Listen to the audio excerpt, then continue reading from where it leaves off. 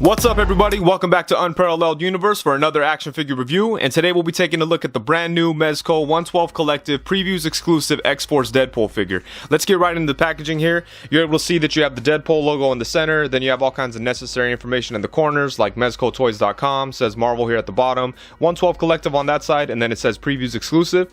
This time around they went with the metal tin like they do a lot of the times for their Previews exclusives, and I'm a big fan of it. I think it's cool. It's a nice way to, keep your figure safe, and it looks awesome. And then on the top and bottom it says Deadpool. And then on the back you get a look at the figure itself along with all of his accessories. There isn't any crazy action shots or anything here. This is just a picture that we've seen from the solicitations and the promo pictures. And then once you open the front cover, you're able to see Deadpool and some of the accessories that he comes with. And that's it with the packaging. Now let's get right into the figure itself. So for the articulation on this guy, there isn't going to be any kind of surprises, especially if you already have the Mezco Deadpool figures. He pretty much has the standard Mezco articulation, but one thing I noticed is his neck doesn't move as much as some other Mezco figures. Usually you're able to get some good movement from where the neck and the head meet and where the torso and the neck meet, but in this case, you can't really get the movement from the torso and the neck joint. As you can see, it's really tight. There's a little bit of movement, but not as much as some other Mezco figures. But it still doesn't hinder the head articulation too much. He still pretty much gets everything that you need out of his head joint here. So you're able to move his head side to side, and you get some tilt to it. But this is all coming from where the neck and the head meet. And then you're able to get him to look up a little bit, about that much. Kind of get him to look down. And right there you can see that the neck joint kind of moves a little bit. But yeah, that's strange. It was pretty much the same on the other Deadpool figure, the standard release. I just didn't notice, but I was just checking it out, and yeah, the lower neck doesn't move too much. It moves okay, just not as much as some other Mezco figures. And then for the torso, you have the two joints. You have the mid-torso joint and the waist joint, and of course you have the harness in the way a little bit, so kind of gets in the way, but not too bad. It's not like a super rigid plastic, so it kind of just moves when you bend them. But with his two torso joints, you're able to get him to bend forward about that much. And then you could get him to lean to the side a little bit. As you can see there, a little bit of side movement. You can get him to move back only about that much. And the sword sheath does get in the way in this case. And then obviously you could use the two joints to twist him side to side. And then for his arms, he has ball jointed shoulders. So let's see if we get his arms all the way up, even with this crazy leathery stuff. They go up to about that high, without any fear of it ripping or anything. And then you could get them to go back about that much.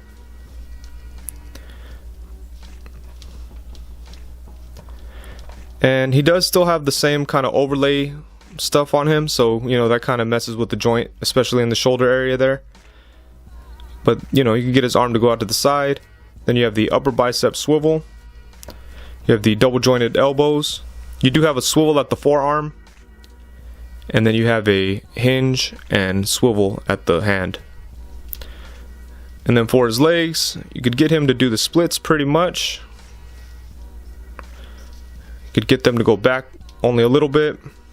Could get them to kick way forward though, pretty good amount there. And then you have the upper thigh swivel, double jointed knees. You have the swivel here at the boot, and then you have a swivel at the foot. And he has really good rocking ankles. Check that out there, pretty much as good as Wolverine and Deathstroke. I'll have to check and see if the standard releases ankles work as good as this one. I don't really remember, but check that out. They work really good. They could rock side to side a really nice amount. You do have to work with them a little bit though. Right away out of the package it was kind of rough, but yeah, see, check that out. It's really good. And then you could bend them forward about that much, and then they could come up about that much. So like I said, it's a standard Mezco articulation. You have some of the same issues like with the leathery stuff on the shoulder. Kind of makes it hard to move his arm around, but you could definitely get it moving. Like I said, I was a little surprised about the neck joint, but it's not like it's any different from the other Deadpool figures. I just didn't notice before. But yeah, you know, it's got everything he needs for a Mezco Deadpool figure. And now in the accessory department, they kind of went crazy with it, which is awesome. And I think that's going to be the real big draw for this figure, and it's going to be the reason why most people want to pick this up. So let's look at those, starting with the hands. First off, he comes with a pair of fists. And then he comes with a pair of gripping hands that you could use to put his sword into. And then he comes with a couple of gun gripping hands. And he comes with a random open hand that you could use to hold on to his grenades, and this is only for his right side. And then for his left side, he comes with the hang loose hand. And then he comes with a sword that could be placed inside of his sheath. Comes with a bunch of awesome guns, and a lot of the guns are the same ones that came with Punisher. They're just vandalized by Deadpool, and they look great. So first off, he comes with a pistol. And we'll take a closer look at all these weapons in a second here. And he comes with two Uzis. He comes with this awesome looking rifle. He comes with a grenade launcher. And then he comes with a rocket launcher. And then he comes with 4 of these little grenades with the Deadpool mask kind of painted onto them. And then he came with 3 different heads. The first off is just a regular masked head. And the second one is just a masked head, but with the eye like a little bit cockeyed. He kind of looks like he's making a funny face under there. And then the third head is going to be the most popular, obviously. It's like a half unmasked head, and you could see like his scarred up face at the bottom there. And check out the awesome detail they put into all these weapons. Like I mentioned before, a lot of these weapons are pretty much the same ones that came with the various Punisher figures. They've just been vandalized by Deadpool. But check out these 2 Uzis. Look how cool these are. You can see right here that this one says Psych, and this one says Got You. And then you have the orange tips to kind of make it look like they're fake guns. And that's just so cool. That's some like above and beyond detail right there. And they even like put different words on the 2 guns. They could have just put Psych on both of them, but they put Psych and Got You. How cool is that? And then on the opposite side, you got pretty much nothing going on, but they're still very cool looking. And then like all the Mezco guns, they have the removable magazine or clip or whatever it is you want to call it. Comes right out, and then you're able to see the bullet. And these magazines all say Chimichanga on them. So you have the 2 that came with the guns in the box, and then you have an extra set of them, as you can see here. And they all say Chimichanga. That's super cool. And then you have the awesome looking rifle, and check this out. It's just pretty much black and then with some silver details in there. You got like a little scope going on there. Check it out, it's pretty cool. And then you have this piece that slides. And it comes with about 6 of these little canisters, and they're pretty cool, but I don't know, I kind of feel like these things are unnecessary. I mean, they do look cool to put in like your armory, or just like, you know, pieces laying around like on a table or something. But yeah, I don't know, it's kind of, I got a bunch of these laying around between all the Punisher figures and now the Deadpool figures, but they're pretty cool. You can put it in there or whatever you want to do, but the rifle itself looks very nice. You have the pistol, that's pretty much the most plain looking gun out of all these. But it looks cool, and again, you have the clip that comes out. You're able to see the bullet. Very cool. But yeah, not too much going on. They chose not to vandalize this one, but I wish they had, because I really like what they did with the other ones. And then you have the rocket launcher, and this thing is awesome. Check it out. It's red and has like a, some black wear to it. You got the Deadpool logo here in the back. And then right here it says Deadpool's gun. It's kind of hard to read there, but yeah, right there it says Deadpool's gun. And then up here it says this side goes boom. And dude, that's awesome. That's so crazy that they did that. I like that a lot. But yeah, check that out. This is a very cool looking rocket launcher. I like the way that it looks all messed up and like he was trying to paint it and did a bad job on it. So it's very, very cool.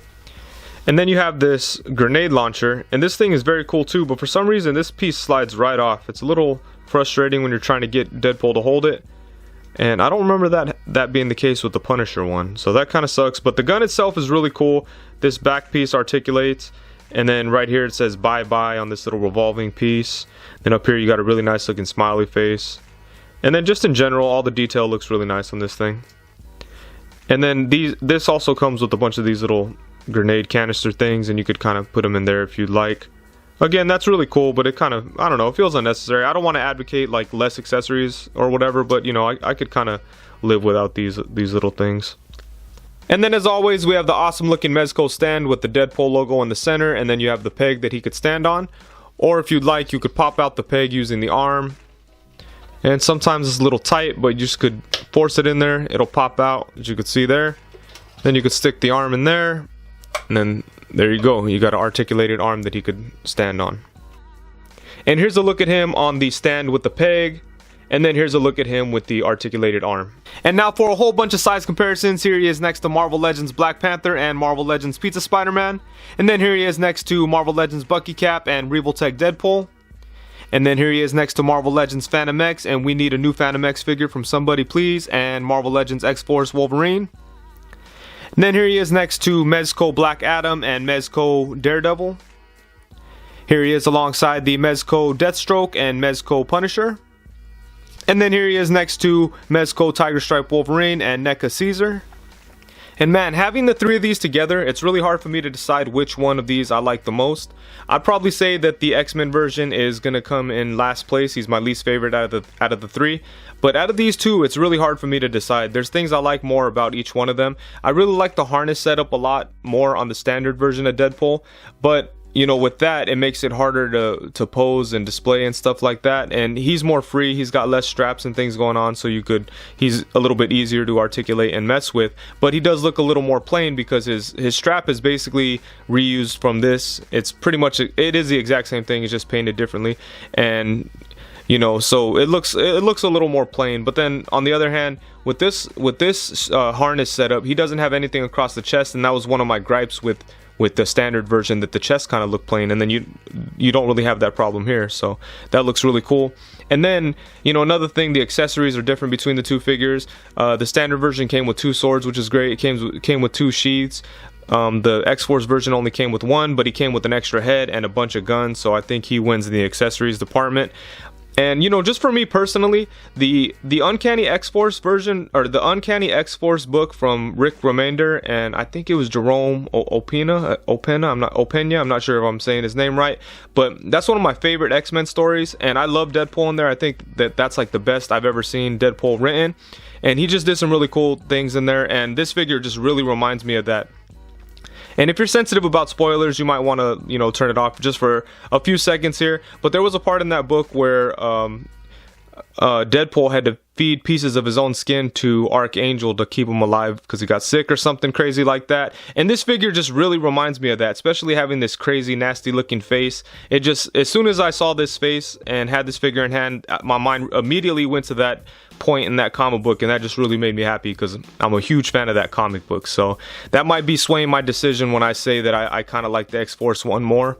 You know, as far as figure quality, each of them are pretty even. So I mean, I wouldn't argue with someone who said that they like the standard version more, and you know, he does feel more classic and stuff like that, and that's awesome. But I just really love Uncanny X-Force, and it's really cool to have a really good figure of it, you know, of characters from that book. Because even though Marvel Legends has done a couple different Uncanny X-Force figures, they've been okay, they haven't been great.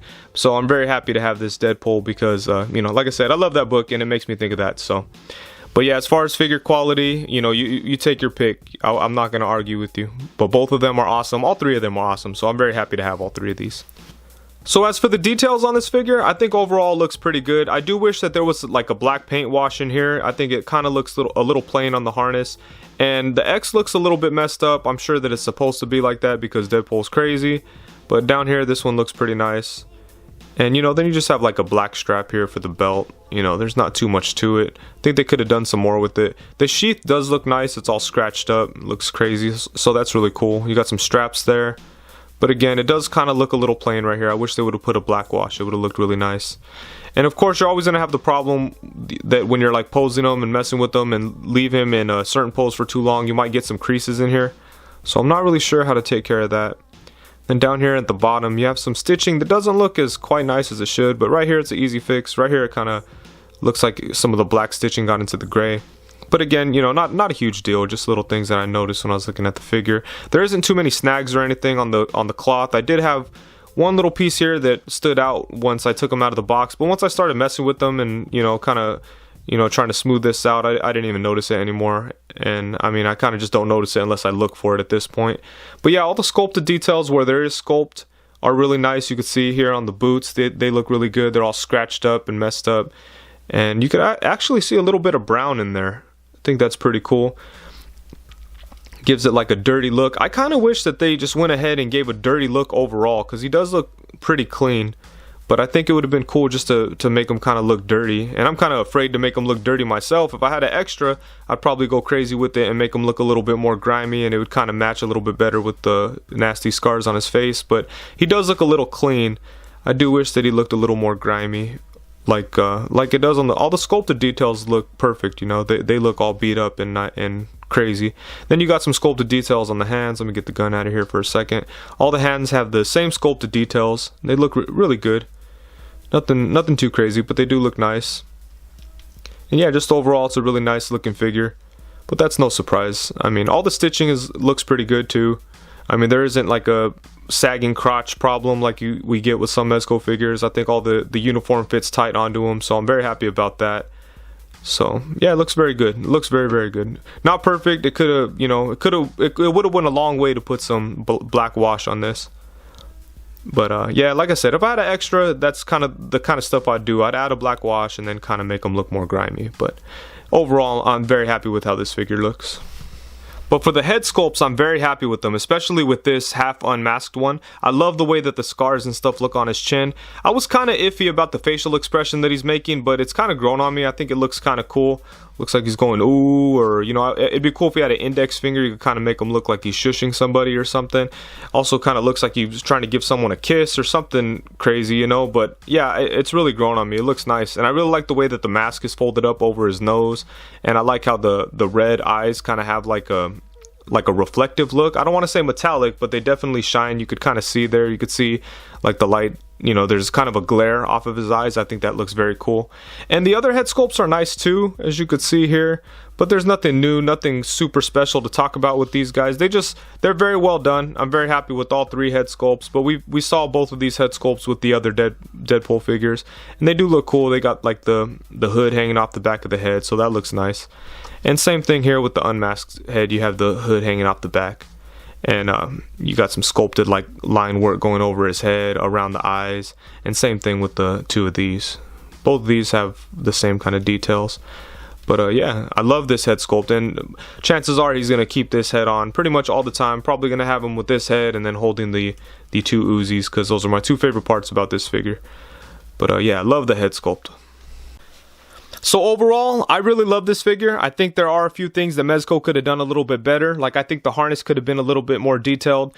It could, you know, they could have did a little paint wash. It would have went a long way. I do wish that it came with the leg holsters that we saw in the early promo pics. I think that would have helped make the figure look a lot less plain. But even with those little flaws, I'm super happy with this figure. I think that with the half unmasked head and the crazy guns with the writing all over him, this figure really captures like the spirit of Deadpool. So that's awesome, you know. And also, like I said, I'm kind of partial to this look because I'm a big fan of the Uncanny X-Force stuff. If you've never read it, you should. It's like a couple years old. It might be too new to be considered classic or whatever, but it's some really great stuff. Some of my favorite X-Men stuff, so go check that stuff out. But yeah, I'm very happy with this figure. I definitely suggest picking him up. I think that he's worth having in your Mezco collection or your X-Men collection or whatever it is. He's definitely worth having. He's a very, very cool figure. So for today's random question, what are some of your favorite X-Men stories that not a lot of people know about? Like, everybody knows about Mutant Massacre and the Phoenix Saga and Executioner Song and all those crazy old ones. What are some of your personal favorites that not a lot of people know about? Like, if I was asked this question, of course I'd say Uncanny X-Force, or even the X-Force before Uncanny X-Force, which I think was, I think it was called Angels and Demons. Like, the first volume, it was by, I want to say, Chris Yost. I'm not really sure. I think that's who it was by, but that was a really good one too. But yeah, what are some of your suggestions? But that's it. Thank you very much for watching. Please be sure to like, comment, subscribe, and all that good stuff. And thank you very much. Peace.